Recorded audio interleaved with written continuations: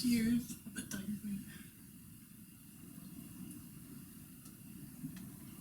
So we decided today to talk about the 1991 Steven Spielberg classic known as Hook. It stars Robin Williams, Julia Roberts, Bob Hoskins, and of course, how can you forget Dustin Hoffman? The crazy thing about Dustin Hoffman in that movie is you can't even, like, you don't even notice that it's him. You wouldn't. All the makeup Like, and he just looks so different. Exactly. It's the teeth effects, everything.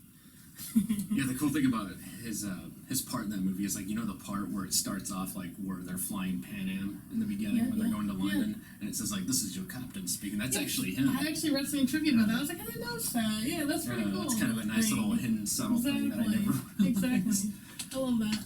Yeah, but one of the things I love about this movie is, like, it's such a good, like, extended way to tell the story of Peter Pan, because it goes deep into the psychology of, you know, Peter Banning himself, you know, and just like that amnesiac type of spell that Neverland is supposed to have on people, and just like, that's kind of another subtle thing I noticed in the movie. Like, you go there and then, like, you start to forget everything about, like, you know, your home world, and then apparently if you went to Neverland and you go back, you just kind of forget Neverland, so it's kind of vice versa. I think that's the thing I like about the movie the most, is like, you're on a journey with him, because even you kind of go in like, okay, he's got to be Peter Pan, but you have doubts. Right, So yeah, it's because like, he's so sure of himself that, like, I'm not fucking Peter Pan, what are you talking about? But everyone else is telling him he is, and he's like doubting himself, and that kind of comes around with the whole happy. Yeah, especially when, you know, Granny Wendy's trying to make out, and he's like, that's so funny, but my cup of tea. I didn't really catch that the first few times I caught it, especially when I watched it younger, was technically, like, the grandma, it would have been his first love in a way, but he married the granddaughter. Right. It's kind of weird, like, it's like, sorry, I developed a fetish for young women. You said I did not just give her that to her. I was like, oh, I didn't catch that before. And it was funny when we watched it, probably like, I watched it with my friend Gretchen last time, and Maggie Smith in there as Wendy. I was like, wow, she's really old in this movie. And I was like, wait, but she's in Harry Potter. I was like, that doesn't make sense. I didn't realize they aged her so much. Yeah, apparently like she was 56. Yeah, she was about 56. Yeah, exactly. So I was like, that's really cool, because that makeup looks so natural for her. Like, it does, I mean, that's like, that's what holds up so well, is like the, you know, the costume design, the makeup. Absolutely, they put a lot of work in. The detail was amazing. Yeah, even I know they do, like, obviously did a lot of like green screening with it, especially Julia Roberts, who played Tinker. Right. That was like, apparently she shot all of those scenes separately by herself. Makes sense. That makes sense. Yeah. And the only reason she has that one part where her and Peter are like towards the end, like right before the battle starts, and she's like, you know, he's like full size. She did that because I guess she kept complaining to Steven Spielberg, like, I want to have one part where I'm actually like. Well, I heard she had a lot of disagreement with him. Like, they actually nicknamed her Tinker Hell. She was such a I'm sure she was like a diva or something. So I was like, that's surprising for her. But yeah, she was pretty young too when that came out. And it was like a little bit post Pretty Woman, which came out in 1990. So maybe that's like what that might be what it was. And I also heard Steven Spielberg said this was like his most hated movie. Like, he didn't. Yeah, well, that's the funny thing is, like, he was very disappointed with how it turned out. Yeah. And I guess another reason he didn't like it is because he had to go through so much, like, just drama and bullshit with like dealing with all the, like, apparently, like, a lot of those kids who played the Lost Boys were little bitches on set, and then plus on top of that, Julia Roberts, who did Tinker, she was really young. Rufio was like 16, I think, on the cast. I think it was 15. 15? Yeah. So, yeah. But then, unfortunately, you know, once Robin Williams passed away back in, was it 2013 or 2014? Yeah. So that's when he finally revisited the film, and then he realized then and there, like, oh, okay, now I'm really happy with the final product. Yeah, exactly, the whole entire performance and everything. I think that's what it is. It's like, it's still nostalgic in this way. It didn't do well when it first came out, but now it's like... Yeah, that's the thing. I feel like it kind of, like... It was, like, really big when it came out, or maybe it just seemed really big. This is actually the first movie I ever saw in theaters. I mean, it came out December 11th, 1991. So I was only 4 years old. You saw it in theaters, do you remember? Yeah, the Silverton Palace Theater. Oh my gosh. See, I don't think I saw it probably till I was much older. I probably saw it, like, on TV growing up. So. Oh, really? Yeah. How old do you think you were when you first saw it? I was probably, like, around 10, I bet. Oh, okay. Yeah, so that wasn't too bad, but... Yeah, I didn't really know much about Robin Williams, obviously. Because when did you do the genie voice? For Aladdin, I want to say that was like, it was a little after Hook. I think it might have been like, not too long after, like 92, 93. So I don't think I'm really fascinated with like Robin Williams or anything. It just kind of came like later on through the years, and you look back at everything, like, this is definitely probably one of my favorite roles that Robin Williams was in, just because it's Right. Yeah. It's such a cool story and his character. And he was everything. definitely a very eclectic actor. Yeah. I mean, he could do like, crazy, insane comedy, and then like really dramatic roles, like his role in Good Will Hunting. I thought was really great. He was much older in this one. He was, I don't remember his exact age, but he was over 40. I want to say when he played Hook. Or you mean on the movie Hook? On the movie Hook. Yeah, he was 40. Because he was a little older, but still, yeah. I also heard like they had to shave his arms. Right, yeah, they shaved his arms and his upper body because he was just so goddamn hairy. But no, it seemed like, and then obviously like Spielberg and Robin Williams together, they just seemed like they really hit it off, and that must have been hard. Yeah, I remember reading that in like the trivia that they were actually like really close friends. Yeah, that's so amazing. I mean, that's just, it sucks that he didn't like Steven Spielberg didn't almost appreciate it back then, because I don't know, now it's so iconic. You know what's funny about this movie is that like no one seems to point it out, but I mean like he gets to Neverland, and then like Hook is trying to figure out like is this Peter Pan, and then Smee's like it's him already. He's just been away from Neverland so long, and then like they realize they make that whole agreement about like in 3 days they're gonna have a war and everything, and so everything's great, and then he falls off like that like diving board or whatever on the ship, and then suddenly like these 3 mermaids just started making out with themselves. He's cheated on his wife 4 times. That's a good point. And there was like obviously something there with Tinkerbell. Like she always Tink's trying to fucking be a homewrecker. That's true. She was always so jealous. It's like, come on now. And then he's like, Mora, right after they like kiss a little bit. Right.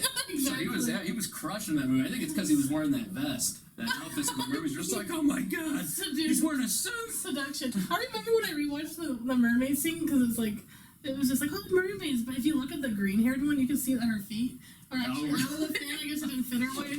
I was kind of, you can tell that's such like. It kind of looks like costumes that they got from like Value Village. Village. It's still pretty cool. But it's still awesome. Yeah, because it looked like they were actually holding their breath and stuff like that. But it looks like it was definitely filmed in like more of a set. That's the one where you can really tell that it's like such it's like a pool because it's like not much in the background. But they did build that ship, I think, pretty much. I think most of it at least. I think they might have. I don't know, because I don't know what happened with it, but yeah, it's pretty cool. I like that part. Yeah, one of my favorite parts besides like the mermaid part, I like it when he like first gets to Neverland and like he climbs up like that like little cliff or something, and there's that like wide aerial shot of him where he looks over, and I think it's cool and very like Disney-esque how it has like you can kind of see the layout of the map. Exactly. Or maybe that's when they fly. When they're flying, when the kids fly, you can like see it has like the north, south, that's east, so west cool thing. that they did that, because to me that's something I remember from the cartoon a lot. It was just it was always, and it's actually that was the small first time. island. And that was the first time I was ever exposed to the Disney Peter exactly. Pan. And then speaking of when they go to Neverland in the beginning, apparently like when they're flying over in London and like they drop like the fairy dust on those 2 people kissing. It's Carrie Fisher and George Lucas actually. Because I heard she helped with the script a little bit. Yeah, but and her writing credits were that's so cool. Were uncredited. Like they didn't even give her any credit for it. Wow, that's really cool though. I didn't realize that. That's neat. Well, then you got another cameo with I don't remember the name of the pirate. Glenn Close. Oh, wait, yeah, Glenn Close. Yes. You go in the boot box. So funny. I don't know why. Like, did she want that role? I don't know. Like, why she decided. It's pretty cool. It's just like they're like, "Do you want to be in this movie?" And she's not like, "Yeah, okay, I'll go undercover as pirate." Well, I think originally they offered her a role for like maybe it might have been. Yeah, I'm trying to think of who she else could have been. I don't know. I was gonna say Moira, but she was kind of too old by then. Well, wasn't Moira Gwyneth Paltrow?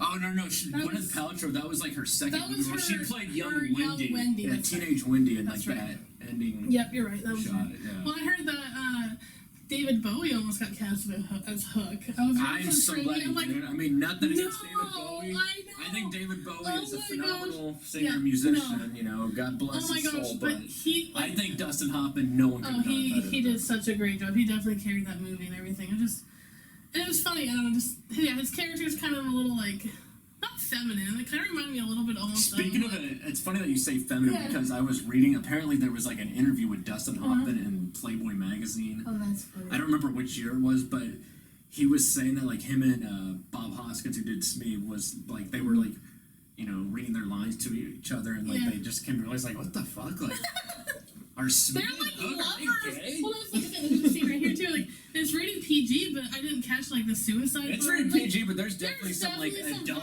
like, innuendos in there, which is kind of like what Disney did with a lot of movies. Funny. Yeah, exactly. Like, so hidden funny. adult themes. Right, but I mean, I don't know. It's definitely different if you watch it now, because you have a different perspective on it as a kid, because it was, it was so much more of an adventure, I guess, and now you're always more critical, but still, it carries its weight for being such a great movie and stuff like that. Yeah, I mean, even though it's a really long movie, it's It is still long. amazing. I mean, It's like, very long. if I could redo it and like do my own editing version, I would just cut out up until the point where it shows like that shot of the Pan Am, like. Oh, and letting the kids fly, like When it just like I think it should start off like Yeah, just right when I they're see what you're flying, saying, yeah. and like that's when it has the credits. Yeah, I can see that. Yeah, exactly. The ending, but just the special effects too. Where like now you can watch it and you can tell. I mean, obviously it was '91, but it was so cheesy when you see them fly and stuff like that. Obviously that was probably green screened in, but overall, like, it worked out well. Like the set design and like seeing like where the Lost Boys lived and everything. Like there's a lot of cool details and stuff in that. Oh yeah, it's very hypnotic. A lot of like Neverland scenes. It just seemed like it could be a real place versus being. And I love set. that part, like the part where like they have like the giant like food fight. That is my favorite scene. I was going to ask you what your favorite. That's kind of that like was my when favorite one. That seems to be like once he's starting to discover that he really is realizes- Peter Pan. And, like that is because that's when you start believing too. It's like, okay, wow, this actually did You're work. Because they're like, with those pigs. yeah, right. It's like, oh, they're making it sound like he molested him. And the iconic thing with like the banter between Rufio and Oh yeah, Rufio's totally just like, damn it. and all his like, yeah, it's just funny. It's like, hey guy, you shop at Hot Topic. That was something I didn't like was when What? How Rufio looks like a douche? I didn't mind. I always thought he was so attractive. It was like, Oh yeah, a lot of the girls. but now I'm like watching, I'm like, ew, not so much. But when he died, I feel like it was so like almost anticlimactic because he died, and then like they just like cut to the next scene and like they just Right, yeah. There's like no. They just like left him there for sad, like. it was sad, but then it, like kind of moved on. I don't know. It was kind of weird because that was like really the only true death I would say in that movie. I mean, especially for a Lost Boy. But yeah, it was kind of sad. I was like, wait, what are we doing with Rufio? Yeah, I feel like they could have maybe done more. That's why they should have just cut out some of the beginning. Yeah, and I agree. I mean, there could have definitely been some editing parts. I totally forgot when I rewatched it, the part when he actually did get his memory, Robin Williams as Peter. When he found the old, like, tree hollow and he could push Oh, it. right, when he has the went in epiphany. there. Yeah, and then he It's realized like his that's like where, happy thought was becoming a father. becoming a father, that's why he left Neverland. So I thought, to me, I kind of didn't really put that together, but seeing that again now, older, I kind of appreciated it more. And I know I mentioned this Yeah. back in when we did Goonies about like my acid trip, and not to bring up acid again, but like in a way, like when he wakes up, because at the end of the movie he wakes up in the snow. Yes.